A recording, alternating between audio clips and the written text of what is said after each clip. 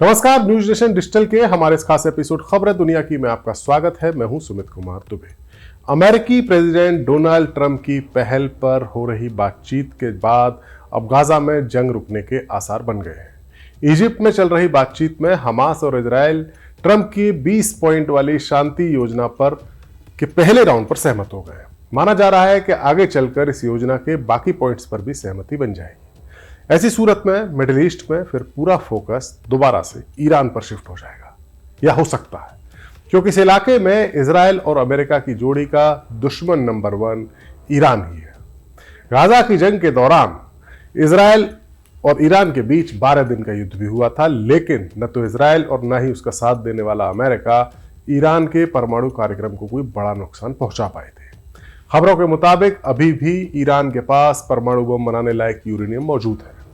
Iran के साथ अभी तक अमेरिका की कोई न्यूक्लियर डील नहीं हुई है, लिहाजा ईरान के साथ अमेरिका और इजरायल के एक बड़े युद्ध के आसार अभी भी बरकरार है। आशंका अभी भी बरकरार है, ये युद्ध फिर हो सकता है।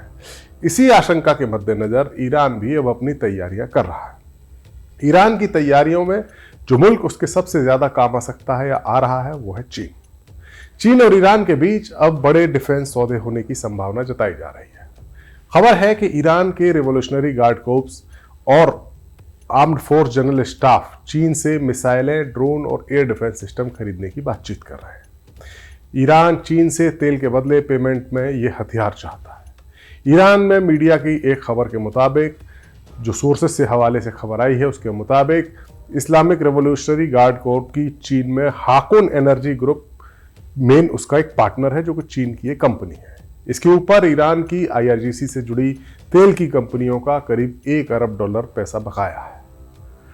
खबर है कि सितंबर में IRGC का एक हाई लेवल डेलीगेशन हाकुन के अधिकारियों के साथ बकाया राशि के भुगतान पर बातचीत करने के लिए चीन गया था।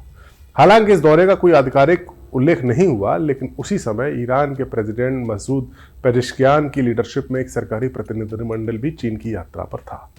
पेजेश्कियान ने ऐलान किया था कि इस यात्रा के दौरान चीन के अधिकारियों के साथ अच्छे समझौते हुए हैं। सोर्सेज ने पुष्टि की है कि इन समझौतों में से एक है हाकुन द्वारा अपने तेल का जो क्रेडिट है या तेल का जो पैसा उसे देना है ईरान को, उसके बदले में वो IRGC को हथियार ट्रांसफर करेगा।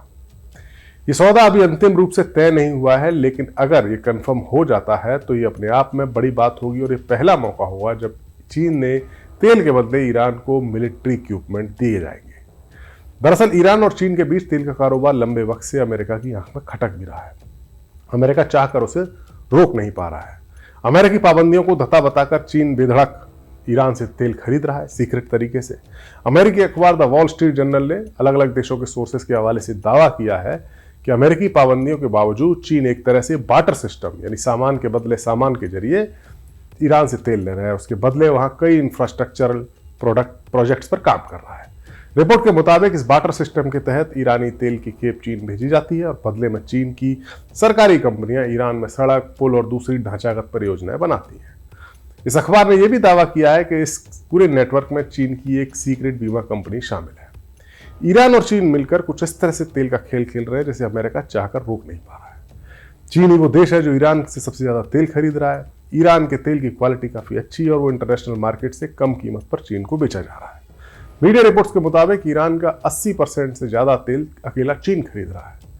हर दिन तकरीबन 15 लाख बैरल तेल चीन खरीदता है। ईरान अपने तेल की बिक्री में 5% का डिस्काउंट भी देता है, जो $13 से $15 प्रति बैरल तक है। ईरानी कच्चा तेल चीन में कभी खुले तौर पर नहीं पहुंचता है। इसे बेचने वाले की पहचान छुपाने के लिए क्रूड ऑयल शिपमेंट आमतौर पर समुद्र में जहाज से जहाज ट्रांसफर के जरिए चीनी पोर्ट्स पर पहुंचाया जाता है, लेकिन उससे पहले बाकी देशों में के तेल के साथ मिला दिया जाता है। इसका फायदा यह होता है कि चीन के सीमा शुल्क एजेंट ईरान से होने वाले इंपोर्ट की औपचारिक ऐलान करने से बच जाते हैं। चीन की इस खरीद को पाबंदियों से बचाने के चलते तरीका अपनाया जाता है और इसके जरिए ईरान की कमजोर अर्थव्यवस्था को सपोर्ट मिलता है। तो वहीं चीन सस्ती दर पर कच्चा तेल हासिल कर लेता है। दोनों के लिए विन विन सिचुएशन है। अब रिपोर्ट्स के मुताबिक चीनी कंपनियों ने इस डील के तहत ईरान में हवाई अड्डों से लेकर रिफाइनरीज तक बड़े बड़े प्रोजेक्ट्स, रेलवे स्टेशन या इनका इंफ्रास्ट्रक्चर में इन्होंने निवेश किया है या उनका निर्माण किया है। यानी जो तेल खरीदता है चीन, उसका भुगतान उसको डॉलर या युआन में नहीं किया जाता, बल्कि इसके बदले ईरान में इंफ्रास्ट्रक्चर में निवेश किया जाता है या काम किया जाता है, ताकि अमेरिका की पाबंदियों की काट निकाली जा सके। और अब ये खबर बताती है कि अभी तक तो इंफ्रास्ट्रक्चर की बात हो रही थी, अब ये खबर, जो ताज़ा खबर है, वो ये बताती है कि ईरान अपने तेल के बदले अब चीन से हथियार खरीदना चाहता है। इसी साल जून में इजराइल के साथ 12 दिन की जो जंग हुई थी, उसमें ईरान की एयर डिफेंस की कई सारी सुविधाएं नष्ट हो गई थी। इसके बाद डिफेंस सिस्टम को दोबारा से खड़ा करना ईरान की पहली प्रायोरिटी है। इसी युद्ध में ईरान की रक्षा सुविधाओं को भारी नुकसान हुआ था। 70 से ज़्यादा मेन एयर डिफेंस सिस्टम और रडार यूनिट्स नष्ट हुई थी। ईरान की हवाई क्षमता में काफ़ी कमी आई।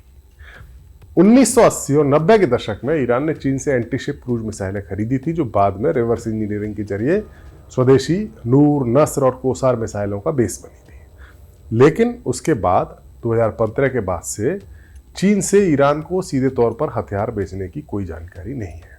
लेकिन अब हालात बदल गए हैं और चीन मिडिल ईस्ट में अपना खेल खुलकर खेल रहा है। खबरों के मुताबिक ईरान चीन के J-10C फाइटर जेट्स खरीदने के बारे में भी बातचीत कर रहा है।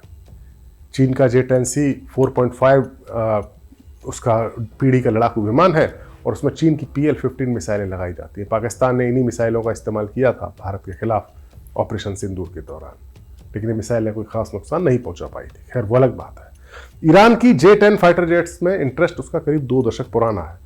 साल 2015 में 150 फाइटर जेट्स को लेकर ये डील की बातचीत शुरू भी की थी चीन ने ईरान से, लेकिन ये बातचीत इसलिए नाकाम हुई क्योंकि उस समय भी चीन इसके भुगतान के लिए डॉलर्स में पेमेंट मांग रहा था, जबकि ईरान के पास डॉलर्स थे नहीं और वो चाहता था कि तेल के बदले या गैस के बदले चीन उसको ये फाइटर जेट्स दे दे। लेकिन तब चीन राजी नहीं हुआ। लेकिन लगता है चीन और ईरान के बीच में अब अंडरस्टैंडिंग बन गई है। चीन ईरान को हथियारों से वैसे ही लेस करने के लिए तैयार नजर आ रहा है जैसे उसने पाकिस्तान को लेस किया है।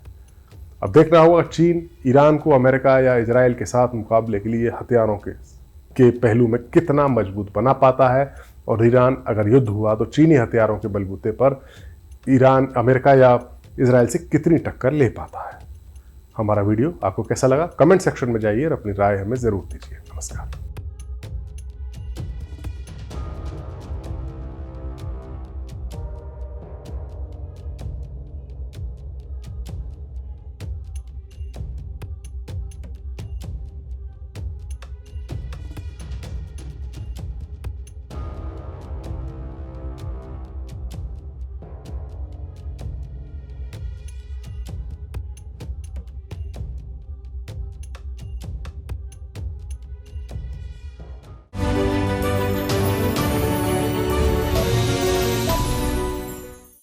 जहाँ भक्ति है हर शब्द में, कथाओं में छुपे हैं दिव्य रहस्य और ज्योतिष देता है जीवन को दिशा। धर्म से जुड़ी हर बातों को जानने के लिए हमारे चैनल स्तुति को सब्सक्राइब करें।